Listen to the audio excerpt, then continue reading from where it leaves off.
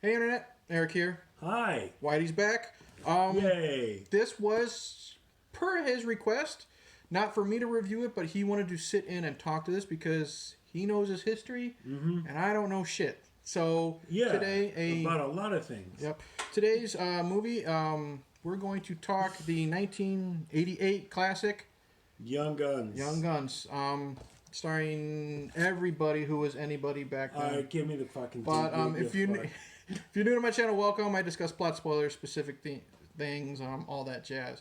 I'm gonna hand this over to Whitey because Whitey really enjoys this film for many, many reasons, and he can discuss it a lot more than I can. And we'll get to it. So yeah, so you're on, sure. So first thing to understand about Young Guns, because we're going to do more of a history. Well, versus Hollywood. let's talk about the film as well. Yeah. Oh, for sure. So go ahead with your basic plot, and then go ahead and tear it to shreds. One thing I wanted to say. Let me plug this in. Actually, this will be 2 seconds. Okay. Promise to Jesus. Oh, do you have the 3-prong thing? Okay. So an important thing about Young Guns is that this is all him. So if you don't like this video, let us know. Let him know. Tell him to fire me from his show. All right. Anyways. All right. So obviously Billy the Kid is really super fucking famous. He's like the most famous outlaw in the West. And there's been 100 movies and TV shows and stuff for like, you had Gunsmoke or something, and Billy Kid was a character. Young Riders. Yeah, Young Riders. The show. Yeah, there was a show called Young. He was the kid. Everyone knew he was Billy the Kid. Yeah. So, but it's like there was one that came out, and Chris Christopherson was Billy the Kid. Really? Yeah, in like 77. So Chris Christopherson. In 77, Chris Christopherson still looked like he was in his 60s. He was still, he looked like this old guy. He's like, hey, you sons of bitches. Hold on, let me get my teeth in here. I'm Billy the Kid. Chomp, chomp, chomp. Anyways, and so get on Young Guns. When they made Young Guns, you impatient fuck, they went and got Kiefer Sutherland, Charlie Sheen, Lou Diamond Phillips, Dermot Mulroney, Casey fucking Chimesco. It's not my fault their names are crazy. And Emilio Estevez is Billy the Kid. And they were all about, say, 22, 23. Casey Chimesco was 28. He was the senior citizen. Okay. So the point is, they actually got these actors to be closer to the real life age of the actual characters. Yeah, because Billy was supposed to be around 18? He was said to be 21 when he died. Okay. And so he's about 19, 21 during the course of the events of this film. And it's based on some the actual fucking events of the Lincoln County War. A lot of the other stuff, writers just made up drama. Okay. Random action, shooting scenes for no reason. Blitz, what's up, buddy? And so this one is you get an actual sense historically what happened to why. It's not a documentary. Right. So they took their licenses. Their liberties, yeah. And what would happen is he would do a scene that is indicative of the type of things that were going on, but necessarily happened. I'll get to that in a second. So when the film opens up, you have Emilio Estevez, and he's running down the street with a gun in his hand and a hat on his head and nothing else. Right. And the idea, and that's where he was when he came into Lincoln. You know, he was on the run from the law with nothing but a gun in his hand, and that's all it was. But a little bit more background on him. What happened was nobody knows where Billy was born or exactly when, but they think it comes from out east. That's just notification. And so nobody knows who his dad is historically, but he goes sometimes by the name McCarty. William H. McCarty. So we think that's his dad's name. He probably came from South Boston or something like that, like the 5 Points area, where a lot of Irish were coming over the famine and whatnot. Nothing's known about his dad. He actually had a brother named Joe, but nobody knows anything other than that's all I know, his name. And so at some point, his mom went from the East Coast, was actually in Illinois at a point, in Missouri, and she was in one of these things where you write letters back and forth, like the equivalent of Tinder at the time, and met this guy named William H. No, it was William Macy.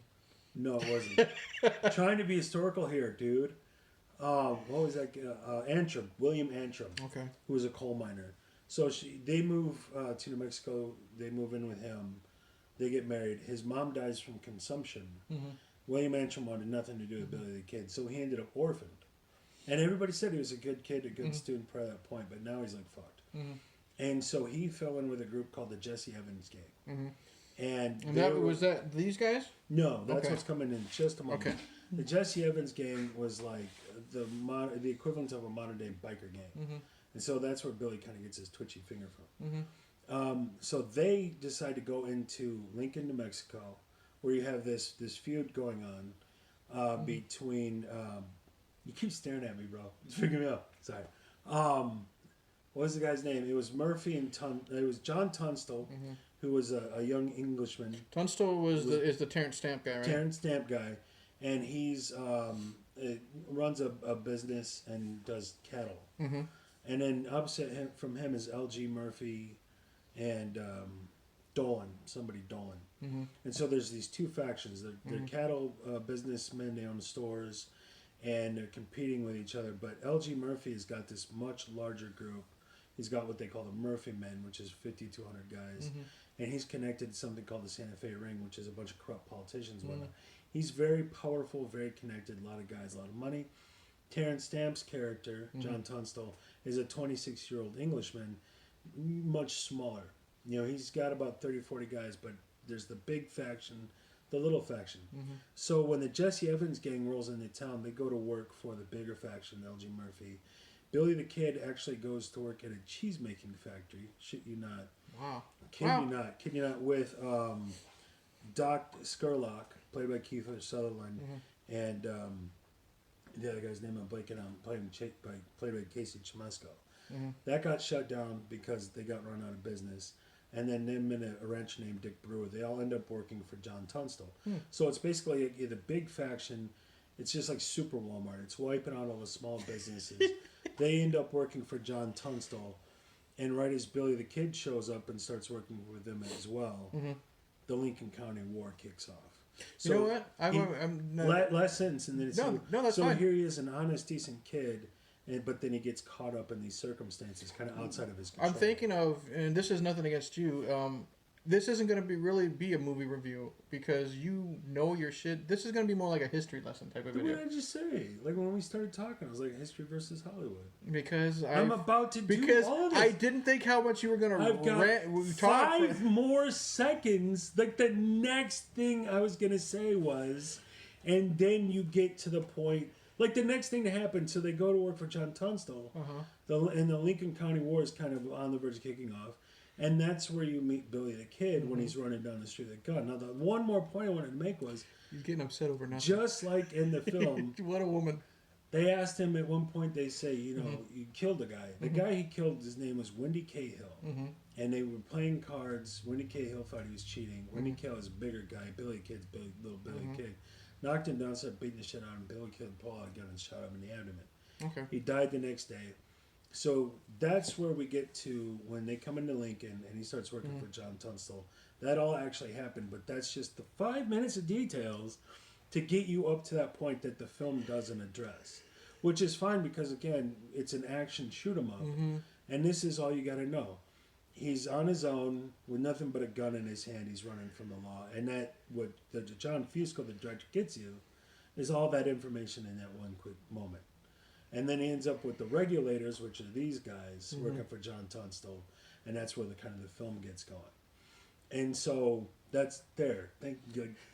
Fuck you. You're getting so. Now we get to the damn movie. No. Here's all you need. No, what it's saying is, you know, it can be more. This can be more of just like a history lesson instead of just a movie review. So I might not put it in like the movie review. But I'm section not. There's not that. That was the bulk of my talking that isn't directly involved in the film. So now we can talk about the film. You ready?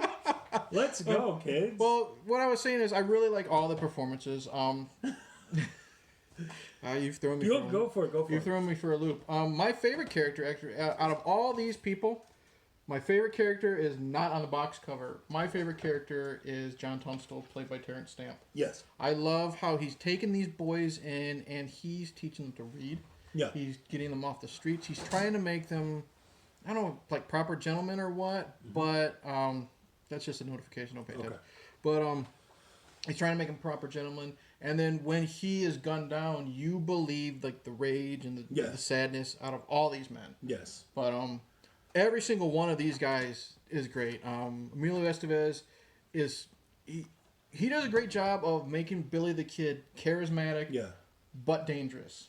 Exactly. This guy would be your friend, but he would shoot you in the back in a heartbeat. And part of that was given what he'd come through, being orphaned and all, and he was loyal. Mm-hmm. So when he was like a lost puppy dog, you showed him some loving compassion. He loves you, but the guy who's yelling at you, he's gonna rip his balls off out of loyalty. But that's kind of the draw to Billy the Kid. Was he wasn't just a psychopathic murderer. No, he It wasn't greed; it was loyalty that drove him. Mm-hmm. And then Kiefer Sutherland as the older. Yeah, a little more. He's a under little bit older, right. He's under 30, but he's the older one of the group. So he's not really like the secondary father figure, but he's also looking out for them. And him and Charlie Sheen are like older brothers. Okay, like the older brothers. Terrence Stamp is the father, and Charlie Sheen and Kiefer Sutherland are kind of the older brothers to the rest of the boys. Yep. I like how Lou Diamond Phillips, because he's the Native American, he's Native American Mexican, right? Mexican American. But he's the outsider because they're always throwing. No, Mexican Indian. That's what I said. I fucked up. Mexican Indian. That's the direct line. They're like somebody's like Mexican Indian, you son of a bitch. That's his retort all the time. But I like him being that outsider because he's not a white boy, and he's putting up with their shit. But he's still also very loyal to them because I think it's more out of respect to Terrence Stamp than anything until once Terrence is murdered. Yeah. He's got no one but these guys. Exactly, and they got that bit where he talks about how the tribe he grew up with kind of got a combination of starved to death and slaughtered and stuff. He's got nowhere else to go as well. Right. So it's like an island of misfit toys. Mm-hmm. Perfect. They're all that's what the regulars are. They're all and they say that they're the flotsam and jetsam of frontier society. They got nowhere else to be. Right. So Terrence Stamp takes him in, and Terrence Stamp isn't this older guy in the film, but in real life he was John Tunstall was only 26 years old. He's not any older than them. But it works with giving him the father figure because you see how he's kind of, like you said, he's taking them all these orphans in from different situations and taking care of them. And it's a really good movie. Yeah. It's probably a bit blown out of proportion because... and they made it very Hollywood. Yeah, but Lou Diamond Phillips is a composite of a number of guys. And then you said that Dirty Steve and... Casey Chimesco was Charlie Beaudry. Yeah, they were actually one person split into two. No, what it is there wasn't just those. There's the 6 guys there, and then a 7th guy joins them partway through. It was more like 30 or 40 guys that were coming and going. Because in the second film, you have Arkansas Dave Rudaball. Dave Rudaball and the kid. What was the kid's name? I don't remember. The whippersnapper. They were actually there for all of this. Okay. And then the kid in the movie, I can think of the actor's name, but not the character's name for some reason. But he's actually older than Billy the Kid in real life. Okay. But they were actually there. So, but what you did is you broke that down to just 7 guys for the sake of, so you get to know them better in filmmaking, but also so they feel more disadvantaged to the larger group, and it works visually. But so what they did was they took 3 or 4 different guys and made it Steve Stevens. 3 or 4 different guys became Charlie Beaudry. 3 or 4 different guys became Lou Diamond Phillips. And they all actually existed. There were, Chavez was a real guy. Okay. But you take 4 or 5 different guys and combine them into that character. And so it wasn't 7 guys, it was like 28 guys, and we broke it down into these guys. Okay. But yeah, every character I think is very likable. Outstanding. Well, I mean, I love Casey Chimesco. He's more of the... I don't want to say sensitive one, but he's more the caring individual of the group. Right. And then a little bit more emotionally vulnerable, maybe. Yep. Dirty Steve is Dirty Steve, and he's probably my favorite character. I love Dirty Steve. But fantastic cast. The action is top notch. Yes. The shootout at the end, and between the regulators and then Jack Palance's people. Yeah. The Murphy Dolan. The Murphy. Really intense. I mean, if you don't know history like you don't know who is going to live and who's going to die, and they do a really good job. I mean, eventually the house that they're in catches fire, and you don't know who's getting out, who's living, and who's dying, and all that jazz. And it's just edited really well. The soundtrack is a typical Western soundtrack, but it fits really well. Like when they're just riding their horses in the distance, it's the perfect type of score that would go with this. During that shootout at the end, it's the perfect score that's going, an intense score for the shootout. Yeah. When I first saw this film, I was surprised how much I enjoyed it. And I'm one of those guys, like a lot of people say, well, they take liberties with this, they take liberties with that. Mm-hmm. You're the history guy, I'm not. I had no problem. This was a highly, highly entertaining movie. I enjoy every bit of it. I can't think of a scene that I don't really like. I mean, I kind of go back and forth during like when Chavez makes them do peyote and they're tripping balls in the desert. That's hit or miss with me, but it is what it is. Yeah. It doesn't take away from how great Young Guns is. Right, but what you got to understand is you've got a whole lot of different events over the course of many months or a couple of years. You got to condense that into an hour and a half. Right. So they took the key points and the key characters and concepts. Hour and 40 minutes. Yeah, and made it into a concise story, and they crushed it. I wouldn't change a frame of this film. No. It was perfect down to every little detail. Some people complained about the 80s music that's in it. I don't even notice it. I thought they did a good job with that. I like 80s songs? No, there's like kind of like just the scores. What was popular at the time is in there, but it actually got blended in with some good authentic Western music. Jack Palance, good job, kicks ass as Murphy. Yep. He's one of those sleazy bastards that you want him to die by the end of this film. Oh, for sure. But Palance is Jack fucking Palance. So. I got bad news for you though. Huh? He didn't. They made that up. He just died of cancer.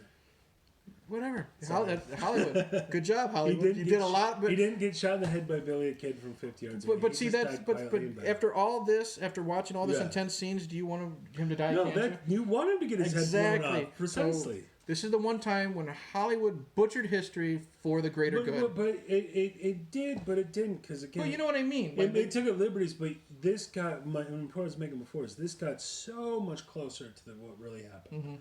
So again, you can't take all this shit and you gotta condense it to an hour and a half long. And so this really got you. This is what'll happen. So there's the scene towards the beginning where they have that shootout in that bar. Okay, that didn't literally happen, but you get the idea, because what happened was John Tunstall gets killed, and then they all get deputized to go chase down the bad guys. Right. They got no training, and they're all in their 20s. And so they go running in that bar, and shit just kind of got carried away. Yeah. And so that's the essence of what happened. A bunch of dudes on this side that were just handed badges, and a bunch of dudes on this side that were just handed badges. And they kind of ran into each other and get big bang, bang, bang, and a bunch of people got killed. Did that literally happen? No, but that's the essence of 3 or 4 or 5 different shootouts that took place. And so you get a sense. A bunch of young guys ran into a situation and shit went wrong. Yep.